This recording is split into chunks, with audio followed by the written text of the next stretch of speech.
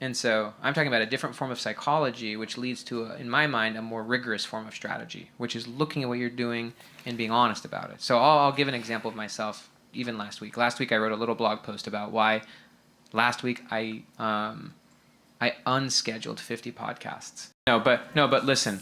The reason I did it was this. I realized I was on a bad path, and I had to face it. And the reason I was on a bad path wasn't because podcasts are bad. The reason I was on a bad path, and I didn't realize it, was because our goal, the goal of my company, is so big that podcasts are insufficient for us to hit that goal. For us to hit that goal, it's not a bad path. But for my goal, I had to look at it and say, the rest of my year is scheduled, including traveling a lot for my 7 kids and being at keynotes. And those are great goals. Those are great paths if I'm an author trying to get book sales and things like that, but that's not what I actually am right now. I'm running a company called scaling.com, and we have partners, and we're trying to get members into scaling.com, and me being out on the road all the time is not going to get us to our goal. One of the reasons is because when you're building a big company, you have to actually build a good product. And if I'm out on the road doing all of these podcasts, I'm not helping my team build this incredible product. And if the product's not great and the training's not great, then it doesn't matter how much distribution we get in. And so I realized I'm not focused on the right thing. I'm focused on the wrong thing, but also I messed up because we actually have brought a super who onto our team.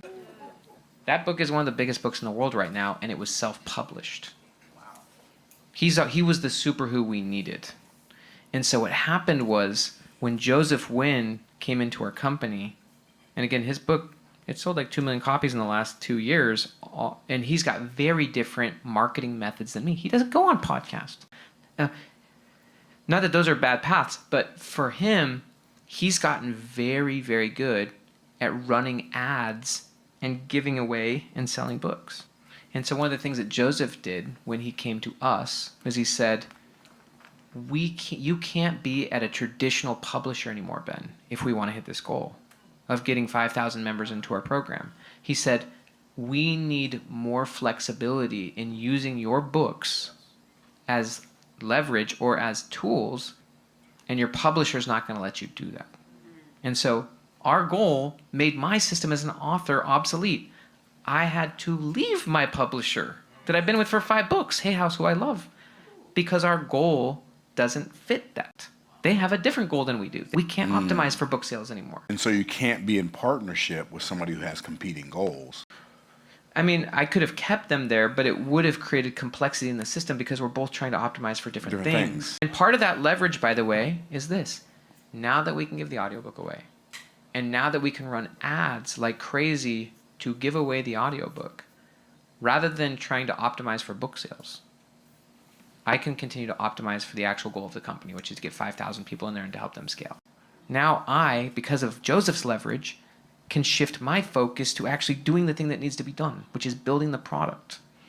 And I couldn't do that before because I felt I needed to go out and market.